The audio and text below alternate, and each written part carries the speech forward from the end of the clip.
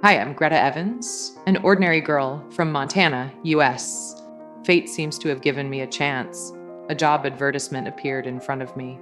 Away from the city, taking care of an elderly couple's child, providing food and lodging with a good salary. Without much thought, I agreed almost immediately.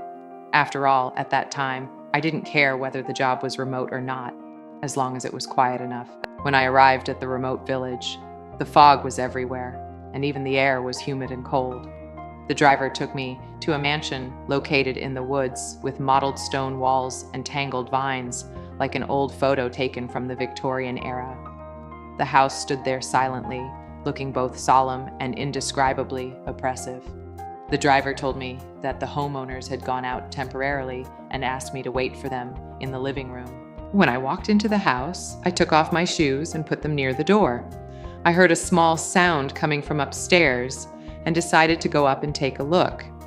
At the corner of the stairs hung a painting, a couple and their son. Maybe this is the family I will be working for.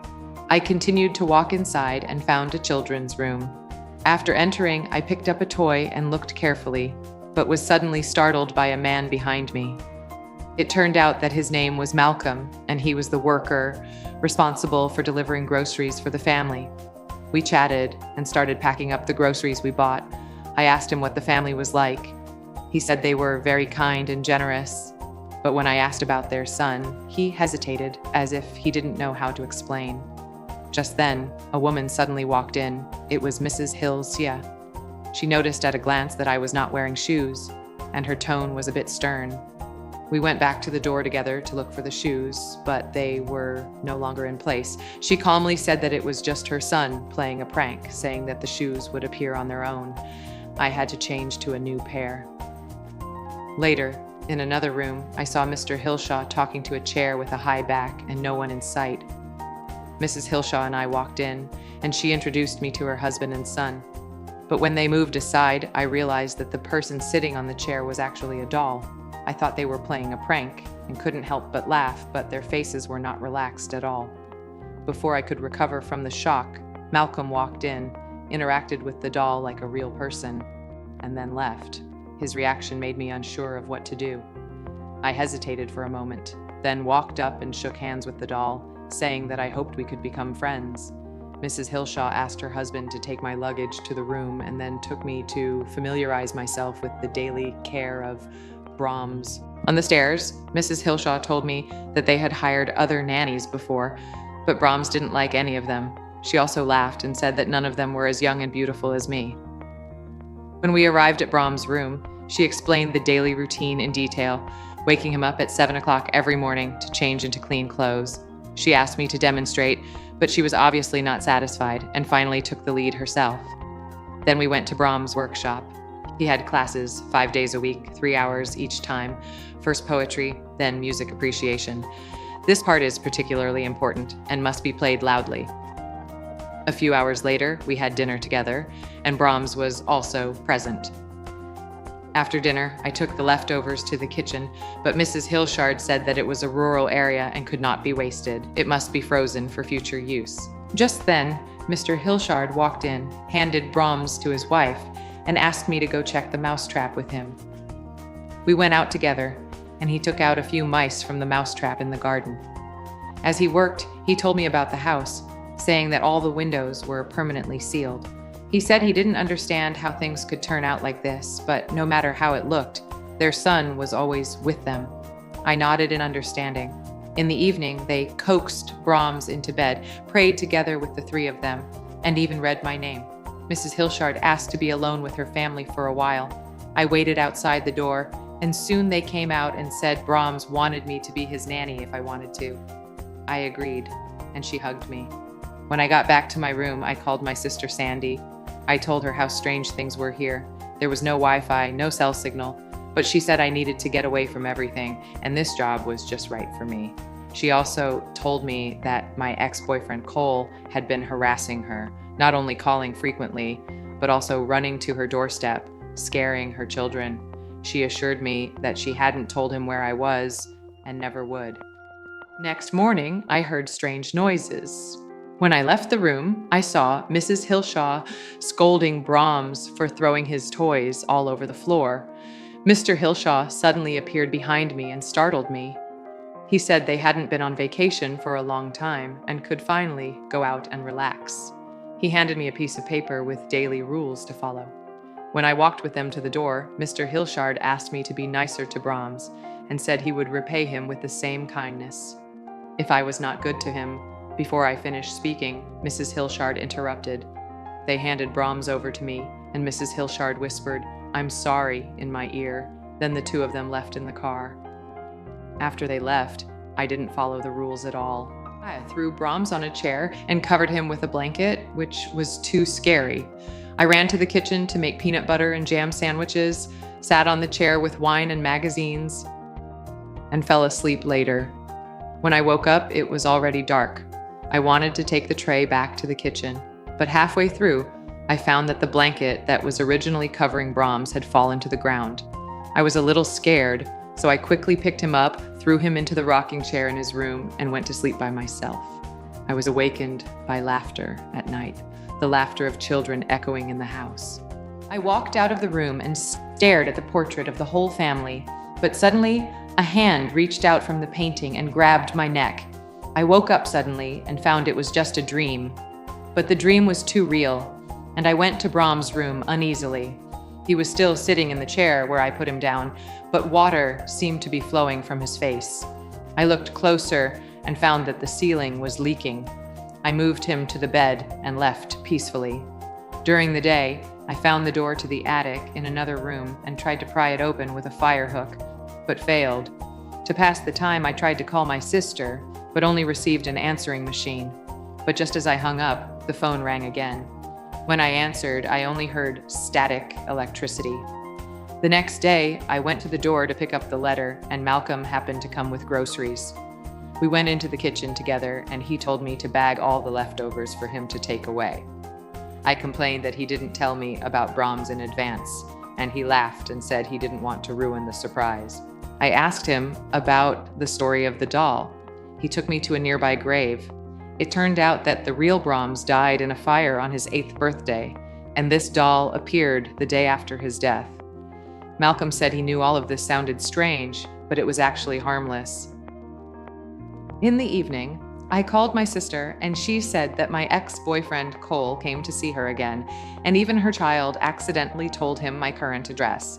She apologized, and I didn't blame her. After hanging up the phone, I saw a shaking shadow in the mirror when I went to brush my teeth. I walked into Brahms's room and found a lot of paper on the floor. I straightened his face, but he turned to look at me again. I woke up from my dream again. I heard noises outside and opened the door to find the shoes I had lost earlier.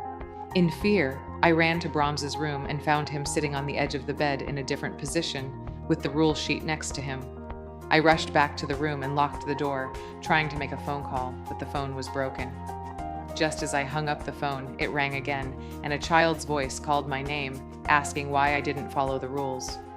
Then someone knocked on the door and left something behind. Your favorite. I opened the door and found a plate of peanut butter and jam sandwiches, with Brahms still sitting on the bed. I approached him and finally understood. He just wanted me to follow the rules. Malcolm called and asked if I was going out tonight. I hung up and my attention was already focused on this doll.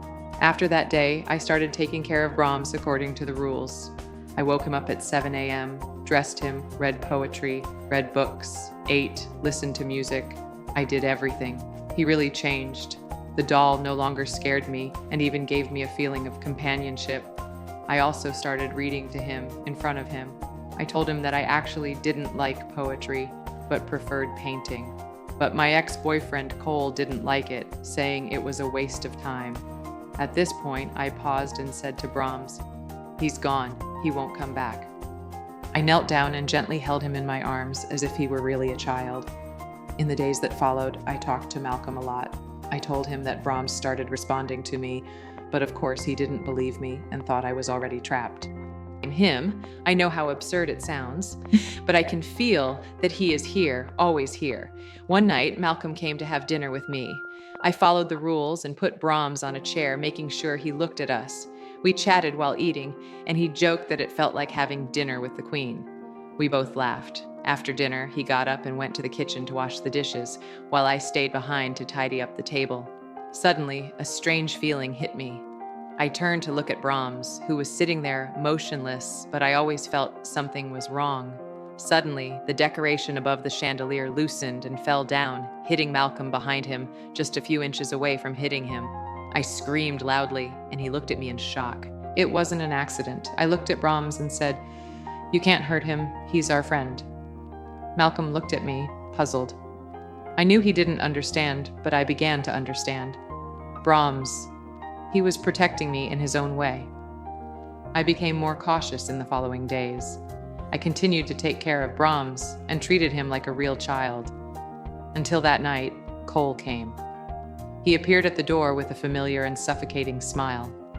As soon as I saw him, my heart stopped beating. He said his sister told him my address and he just wanted to talk to me.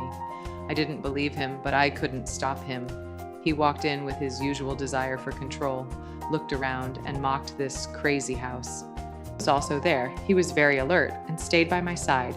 Cole didn't seem to take it seriously. He drank and said in a sarcastic tone, "Is this your life now? With a doll?" I couldn't help but retort, "It's better than being with you." That night, Malcolm stayed in the house. I settled Brahms and turned back to the room, but I was always uneasy. I told Brahms, "Don't do it. I'll take care of it." In the middle of the night, I was awakened by a roar. It was Cole. He angrily threw Brahms off his chair and shouted, "Are you crazy? Talking to a wooden man?" I was frightened, and Malcolm rushed out to stop him. But before we could react, the mirror on the wall suddenly cracked, and a low roar came from behind the wall. Then, a wall brick was smashed, and a man with a ceramic mask crawled out from inside. He was Brahms. Not a doll. He never was. I could hardly speak and could only collapse to the ground. Malcolm shouted for me to run away. I watched the man who had been hiding in the wall, rush towards Cole and throw him to the ground. I was pulled by Malcolm and fled upstairs. Along the way, we heard Brahms chasing and heavy banging sounds coming from the walls. He was familiar with every passage and secret door. That was his territory. He had been hiding there all year round, watching us, watching me. We fled upstairs, locked the door, but knew it couldn't stop him at all. I found an iron rod under the bed, my palms sweating and my heart beating like thunder. He still came. I wanted to talk to him, to call back the once gentle child. I choked and said, "Brahms, don't do this." Stopped, his face full of struggle. At the last moment, I gathered my last bit of strength and used all my strength to deeply stab the screwdriver. He fell down and hit the floor. I collapsed on the ground, gasping for breath and having a burning pain in my throat. I struggled to get up, stumbled over to Malcolm, helped him up, and slowly dragged him into the car. I sat in the driver's seat, holding the steering wheel with trembling hands, and turned my head to look at Malcolm, who was unconscious. He was still alive. We are all alive. I drove out of the lifeless house and headed towards the morning light. What we don't know is that in a corner of that old house, a pair of familiar hands are slowly and carefully re-gluing the broken doll.